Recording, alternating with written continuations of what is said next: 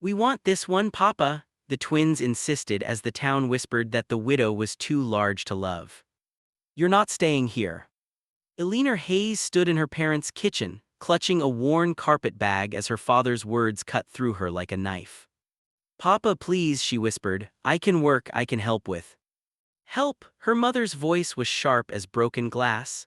"You've been nothing but a burden since the day you were born. We married you off at 17 thinking you'd finally be someone else's problem, and now you're back." Eleanor's throat tightened. "William died of fever, I didn't." "Doesn't matter what killed him," her father interrupted. "What matters is what people say. They say you worked him to death, say your weight broke his spirit, say God punished him for marrying a woman like you." Her mother crossed her arms. "The neighbors mock us, the church whispers we can't keep you here."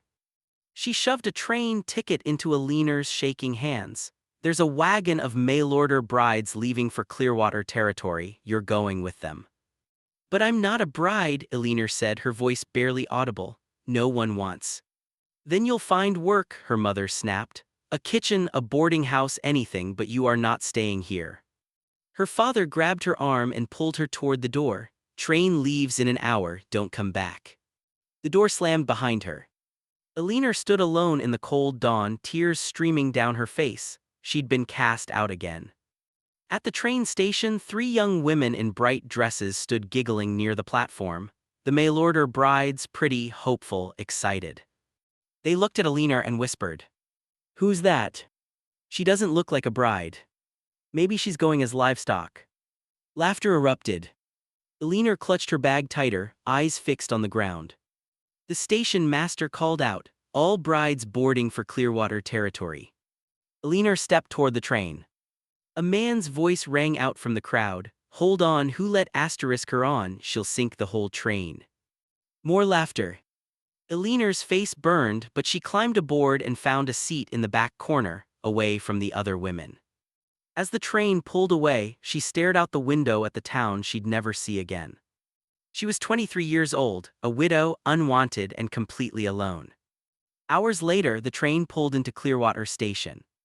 The platform was crowded with ranchers and townfolk, all waiting to see the brides. The 3 young women stepped off first, greeted with smiles and tipped hats. Then Eleanor stepped down. The crowd went silent. A rancher muttered, "Who's that?" "She's not on the list," another said. The station master checked his clipboard, frowning. "We were expecting 3 brides, not 4. Eleanor's voice was barely a whisper. "I'm not a bride, I'm traveling to my sister's in Silverpine. I just needed to stop here for." "Your sister?" A woman's voice cut through the air, dripping with mockery. "Or were you hopping some desperate fool would take you?" Laughter rippled through the crowd. "Look at the size of her, she's too wide to wed." Someone started chanting softly, "Too wide to wed, too wide to wed." Others joined in. Eleanor's hands trembled. She took a step back toward the train, wishing she could disappear. Then 2 small voices cut through the noise. "We want this one, Papa." Everyone turned. 2 little girls, identical twins in bright yellow dresses, broke free from the crowd and ran straight past the pretty brides. They stopped in front of Eleanor, staring up at her with wide, serious eyes. "She's perfect," the first girl said. "She looks like the mama in our storybook," the second girl added. She grabbed Eleanor's hand. "Please, Papa, we want her." Gasps spread through the crowd. The station master laughed nervously. "Girls, that's not one of the brides, she's just—" "We want this one," the first girl shouted louder. From the back of the crowd, a tall figure stepped forward. The man was broad-shouldered and rugged, his face shadowed by the brim of his hat. His boots struck the wooden platform with heavy, deliberate steps. The crowd parted as he walked. He stopped in front of Eleanor and looked down at her. His expression was unreadable, not cruel, not kind, just assessing. "You need a place to stay," his voice was low and rough. Eleanor stammered, I don't, I was going to." "Simple question, you need a place or not?" "Yes," she whispered. "Then you'll come with us." The station master sputtered, "Marcus, you can't be serious." Marcus's eyes didn't leave Eleanor. "My daughters made their choice." He turned and walked toward a wagon at the edge of the platform. The twins grabbed Eleanor's hands and pulled her forward.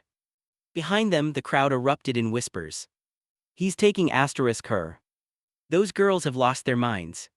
She'll eat him out of house and home. Eleanor stumbled after him, her heart pounding, unable to process what had just happened. The town had mocked her, cast her aside, but two little girls had chosen her. And their father had let them. The wagon rolled over uneven ground, wheels creaking with every turn. Dust rose in soft clouds behind them, and the late afternoon sun cast long shadows across the prairie. The twins sat on either side of Eleanor, their small bodies pressed close, their chatter filling the silence like birdsong. "What's your name?" the first girl asked, tilting her head. "Eleanor," she answered softly.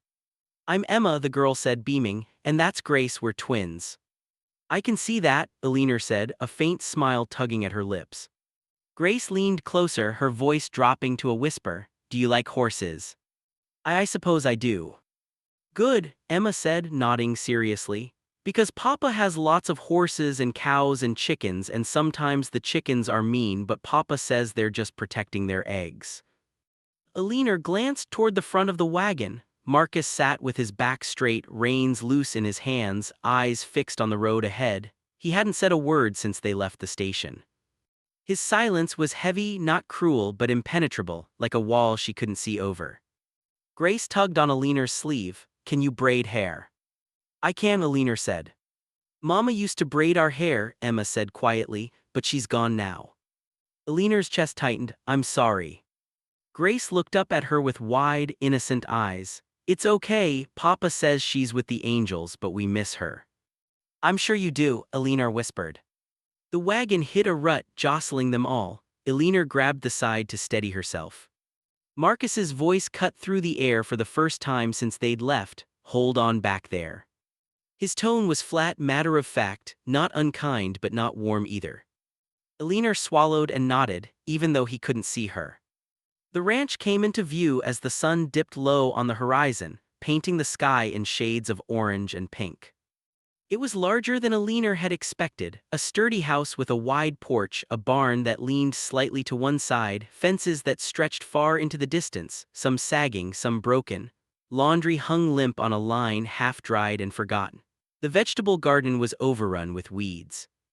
It was a place that had once been cared for, but not anymore. Marcus pulled the wagon to a stop near the house and climbed down without a word.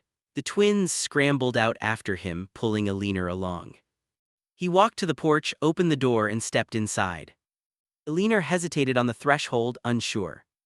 "Come on," Emma said, tugging her hand. Inside, the house was dim and quiet. Dust floated in the shafts of light that slipped through the windows. Dishes were stacked in the basin. A shirt lay draped over the back of a chair. The floor was swept, but barely. Marcus gestured toward a narrow hallway. "Rooms down there, second door, you can stay there." Eleanor nodded. "Thank you." He didn't respond, just turned and walked toward the kitchen, his boots heavy on the wooden floor. Grace tugged Eleanor's skirt. "Come see our room." The girls led her down the hall, chattering excitedly, their voices a bright contrast to the heaviness that hung in the house. Their room was small but tidy. Two narrow beds with quilts that had seen better days. A wooden doll lay on one pillow, its painted face faded. A cracked mirror hung on the wall. "This is where we sleep," Emma said proudly. "It's very nice," Eleanor said softly. Grace climbed onto her bed and patted the space beside her. "Will you sit with us?" Eleanor sat and the girls nestled close, one on each side. "Tell us a story," Emma said. "I don't know many stories," Eleanor admitted. "That's okay," Grace said, "just make one up." So Eleanor did. She told them about a girl who lived in a valley where the flowers grew taller than the trees and where every star in the sky had a name. The girls listened, eyes wide, until their breathing slowed and their heads grew heavy against her arms. Eleanor glanced up and froze. Marcus stood in the doorway, silent, watching. Their eyes met for just a moment. His expression didn't change, but something flickered there, something she couldn't name. Then he turned and walked away. The next morning, Eleanor woke before dawn. She couldn't sleep, her mind was too loud, her body too restless. She dressed quietly and slipped out of her room. The house was still. She moved through the kitchen, her eyes taking in the mess. the crusted plates, the cold stove, the basket of mending that sat untouched in the corner. She couldn't just sit, she never could. So she lit the stove, filled the basin with water and began to scrub. By the time the sun rose, the dishes were clean, the table was wiped, the floor was swept. The twins appeared in the doorway, rubbing their eyes. "You're awake," Emma said, surprised. "I am," Eleanor said, smiling. "Are you making breakfast?" Grace asked hopefully. "I can." She found flour, eggs, a bit of bacon. She cooked while the girls sat at the table, swinging their legs, watching her with bright, curious eyes. When Marcus came in from the barn, he stopped in the doorway. His gaze swept over the clean kitchen, the food on the table, the twins sitting with full plates already eating. "You didn't have to do this," he said. "I know," Eleanor said quietly, "but I wanted to." He didn't respond, just sat down, served himself and ate in silence. But Eleanor noticed he didn't send the food back, didn't tell her to stop, didn't say she was a guest and guests didn't work. He just ate. And when he was done, he stood, put his hat back on and paused at the door. "If you're going to stay," he said, not looking at her, "you'll need boots. Yours won't last a week." Then he walked out. Eleanor stood there, a dish towel in her hands, her heart beating just a little faster. It wasn't kindness, not exactly. But it wasn't cruelty either. And for Eleanor Hayes, that was more than she'd had in a very long time. The days bled into one another, measured in chores and sweat and the slow, steady rhythm of ranch life. Eleanor worked from sunup to sundown. She scrubbed floors until her knees ached. She hauled water from the well until her shoulders burned. She mended fences, pulled weeds from the garden, and kneaded dough until her hands cramped. She didn't ask for rest, didn't complain, didn't expect praise. She just worked because work was the only language she knew, the only way she'd ever been allowed to prove her worth. And Marcus watched. Not openly, not obviously, but she felt his eyes on her when she carried the laundry to the line, when she hauled feed to the horses, when she bent over the garden, dirt under her nails, sweat on her brow. He didn't speak much, just nodded when she finished a task, left tools where she could reach them, set a pair of worn boots on her doorstep one morning without a word. The twins, though they filled every silence, they followed Eleanor everywhere, chattering like sparrows, asking endless questions, helping in their own clumsy, earnest way. One afternoon, Eleanor knelt in the garden pulling weeds. Emma sat beside her holding a basket. "Why do weeds grow?" Emma asked. "Because they're stubborn," Eleanor said, yanking a particularly thick root free. "They don't care if they're wanted or not, they just grow." Grace, sitting on the other side, frowned. "That's sad." "Why is that sad?" Eleanor asked. "Because nobody wants them," Grace said, "but they're just trying to live." Eleanor paused, her hands stilling in the dirt. She looked at the little girl, her chest tightening. "You're right," she said softly, "they are." Emma leaned closer. "Do you think weeds know they're weeds?" Eleanor smiled faintly. "I don't know, maybe they think they're flowers." "Then we should let them stay," Grace said firmly. "Maybe a few," Eleanor agreed, "but not all, or there won't be room for the vegetables." Emma nodded seriously. "That makes sense." From the barn, Marcus's voice called out, "Girls, let her work." "We're helping," Emma shouted back. There was a pause, then quieter, almost amused. "I'm sure you are." One evening, Eleanor was in the kitchen kneading bread when Marcus came in. He smelled like leather and dust and horses. He poured himself water from the pitcher, drank it down, and set the cup on the table. "You don't have to do all this," he said. Eleanor didn't look up. "I know." "Then why do you?" She pressed her palms into the dough, folding it over, pressing again. "Because I need to." "Need to what?" "Earn my place." Marcus was quiet for a long moment, then he pulled out a chair and sat. "You already have a place." Eleanor's hand stilled. She looked at him, surprised.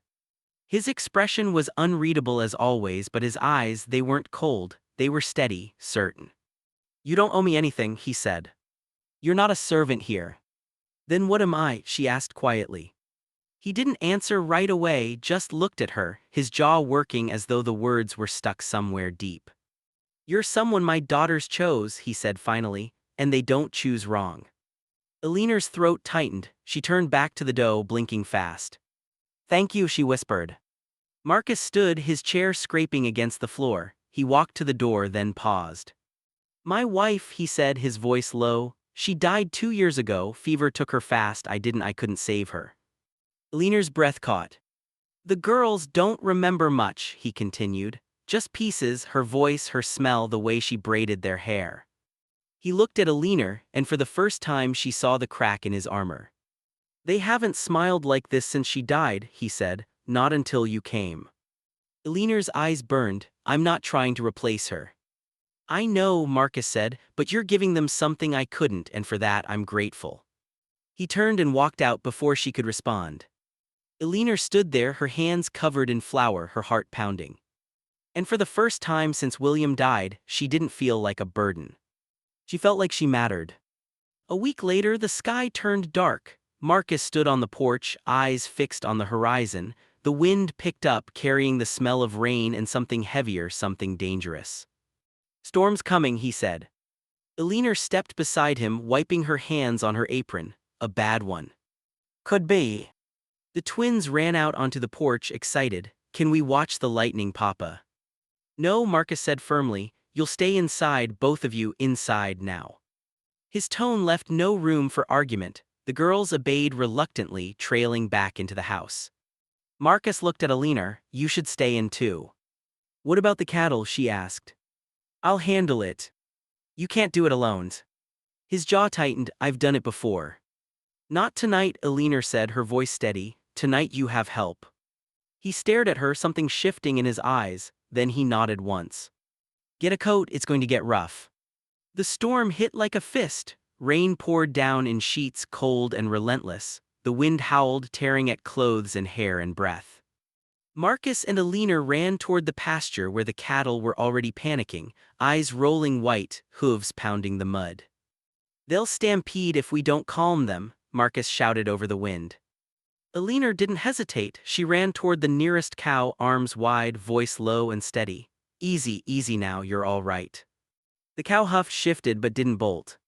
Marcus watched her, stunned, then moved to the next one. Together they worked, guiding, calming, moving the herd back toward the shelter of the barn. Thunder cracked overhead, lightning split the sky. And then a scream. Eleanor's head whipped around. Emma and Grace stood at the edge of the pasture, soaked, wide-eyed, frozen in fear. "What are you doing out here?" Marcus roared. "We wanted to help," Emma cried. A cow broke loose, charging toward the girls. Eleanor didn't think, she just ran. She threw herself between the cow and the twins, arms out, voice loud and sharp. "No, stop, stop." The cow skidded, hooves sliding in the mud, and veered away. Eleanor collapsed to her knees, the twins crashing into her, sobbing. Marcus was there a moment later, pulling them all into his arms. "You could have been killed," he said, his voice shaking. Eleanor looked up at him, rain streaming down her face. "So could you," she said. For a long moment they just knelt there in the mud, the storm raging around them. And something between them shifted, something neither of them could name yet, but something real. The storm passed, leaving the land washed clean but the air heavy with chill. By morning both twins were pale and coughing, worn thin from the night's terror. Eleanor moved between their beds like a shadow, changing cloths, stirring broth, her eyes red from sleeplessness. Marcus stood in the doorway, saying nothing. He'd offered help, but she had only shaken her head. "They just need watching," she'd whispered. For 2 long days she hardly left them. When Emma's small hand reached for hers, Eleanor clasped it without hesitation. "You rest now," she murmured. Emma blinked sleepily. "You'll stay here, won't you?" "I will," Eleanor said, "all night." Beside her, Grace stirred. "Do mamas do that, stay all night?" Eleanor's throat caught. "The good ones try too." Grace smiled faintly and drifted back to sleep. The fire burned low as the fever eased. Eleanor sat slumped in the chair, exhaustion softening every line of her face. Marcus watched from the doorway, arms crossed, the lantern light flickering over him. He said nothing, only watched as she brushed hair from the girls' foreheads, her movements gentle and sure. Outside, the wind was quiet again. Inside, the only sound was the twins' slow, steady breathing. And in that stillness, something unspoken settled between them. Trust. And the quiet beginning of belonging. The days that followed were different. Marcus didn't just watch anymore, he worked beside her, talked to her, asked her questions. Where did you learn to handle cattle? He asked one afternoon as they mended a fence together. My husband had a small farm, Eleanor said. I helped with everything, he didn't give me much choice. Marcus glanced at her. You didn't love him. It wasn't a question. Eleanor hammered a nail into the post, her hands steady. No, I didn't, but I tried to be a good wife. I'm sure you were. He didn't think so. Marcus stopped working and turned to face her. Then he was a fool, he said flatly. Eleanor looked up at him, surprised. His expression was serious, his eyes steady. You're one of the strongest people I've ever met, he said, and anyone who couldn't see that doesn't deserve you. Eleanor's chest tightened, she looked away, blinking fast. Thank you, she whispered. Marcus reached out, his hand brushing hers just for a moment. Then he turned back to the fence and kept working. One afternoon, the twins begged Eleanor to let them help with biscuits. She finally gave in, tying aprons that were far too big and rolling up their sleeves. Emma poured flour with great ceremony, too much too fast. A white cloud burst upward, coating everything. Eleanor gasped, blinking through the powder. Her hair and dress were ghosted white. For a heartbeat, silence. Then the twins erupted in laughter. You look like a snow lady, Grace squealed, clapping her hands. Eleanor tried to glare but couldn't stop smiling. You too are trouble. Papa, Emma shouted toward the open doorway, come see what we did. Marcus appeared, drawn by the commotion. He took one look at Eleanor, flower in her hair, twins grinning up at her, and started laughing. Deep and unguarded. You planning to bake or start a blizzard? He asked. Both apparently, Eleanor said, wiping her face with the back of her wrist. You're next, Papa, Emma declared. And before he could move, Grace flung a handful of flour straight at him. It caught him square in the chest. The twins froze for a heartbeat. Silence. Then Eleanor's laugh burst out, bright and helpless. Marcus's brow arched slowly, he stepped forward, eyes on her. Is that so? He said softly. Then he dipped his hand in the bowl and brushed a streak of flour gently across her cheek. The twins screamed with laughter. Eleanor's breath caught because for a moment his hand lingered. His thumb brushed her skin, not teasing now but soft, deliberate. Their eyes met through the drifting flour dust, and the noise around them faded. Something shifted, the air between them turned still, tender, charged with something unspoken. Then Grace broke it, giggling, Papa likes Eleanor. Emma gasped, we told you he does. Marcus coughed, straightening, all right, enough mischief, wash up for supper. The twins ran off, still giggling, leaving behind a trail of white footprints. Eleanor turned back to the table, wiping her hands, trying not to smile. You didn't have to join their nonsense, she said softly. Marcus's voice was low behind her, didn't mind it. She looked over her shoulder and there it was again, that quiet warmth in his eyes, not laughter now, something deeper. For a long second neither moved. And in that small, flour-dusted kitchen with the smell of bread and laughter still in the air, something fragile and beautiful began to take root. Sunday morning arrived with golden light and the smell of fresh bread. Eleanor dressed carefully, smoothing her best dress, hands trembling.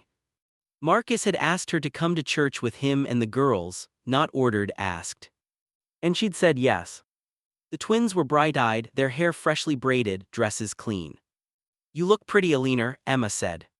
So do you, Eleanor smiled. Marcus appeared in the doorway, hat in hand, expression unreadable, ready. She nodded. The ride into town was quiet, the twins chattered, Marcus and Eleanor did not. The silence between them carried the weight of things felt but not yet spoken. When they reached the church, heads turned, whispers rose immediately. That's her, the one from the station. She's still there living with him, unmarried. Shameful. Eleanor's stomach twisted, but she lifted her chin. Marcus walked beside her, steady and protective, his hand hovering near her back without touching. The twins clutched her hands, oblivious to the stares. They took a pew near the back. The sermon began, but Eleanor couldn't focus. She felt the judgment in every glance, every murmur. Then halfway through, the Reverend paused. Mr. Cole, he said, his voice echoing through the room. There's been concern about the woman living under your roof. Silence. Marcus's jaw flexed. Is that so? We're thinking of propriety, the Reverend said. And of your daughters, surely you see how this arrangement appears. Appears to whom? Marcus asked, voice calm but cutting. To the community, to God. Marcus stood, the twins looked up wide-eyed. Let me make something clear, he said, steady as iron. Eleanor Hayes saved my daughters' lives. She's worked my ranch, cared for my girls when I couldn't, and asked for nothing in return. The Reverend shifted uncomfortably. Marcus didn't stop. This town mocked her the day she arrived, called her names, made her feel small, but my daughters saw what none of you did, they saw her heart. He turned, eyes softening on Eleanor. And so did I. Eleanor's breath hitched, tears glimmering in her eyes. Marcus faced the congregation again. If anyone here has a problem with her staying, they can take it up with me, but I won't let her be shamed, not anymore. Emma suddenly stood on the pew, her voice bright and sure. We want her to be our mama. Grace stood beside her, forever. The church froze. Then from the front an older woman rose. I was wrong, she said quietly. I judged her, I'm sorry. Another woman followed, so was I. One by one others stood, not all but enough. The Reverend cleared his throat. I suppose that settles it. Marcus reached for Eleanor's hand. Together they walked out, the twins hurrying after them. Outside under the wide blue sky, Marcus stopped. Eleanor Hayes, he said, voice rough, I'm not a man of fancy words, but I know what I want, and I want you. Her heart stilled. Not because my daughters chose you, not because you fit into this place, but because you're the strongest, kindest, most stubborn woman I've ever known, and I don't want to spend another day without you. Then he dropped to one knee. The twins gasped. Will you marry me? Tears spilled freely down Eleanor's face. Yes, she whispered, then stronger, yes, I will. He rose and pulled her into his arms. The twins threw themselves around them both, laughing and crying. From the doorway of the church, the townsfolk watched. Some smiled, some whispered, some turned away. But Eleanor didn't care. Because for the first time in her life, she wasn't too much. She was enough. And she was home. And so Eleanor Hayes found what she'd been searching for her whole life. Not just a home, but a family that chose her, not in spite of who she was, but because of it. The town's whispers faded into silence, the shame dissolved like morning mist. And in its place stood something stronger, something unbreakable. Because sometimes the people who see our worth are the ones we least expect. And sometimes the smallest voices speak the loudest truth. Worth isn't something that needs to be earned. It simply is.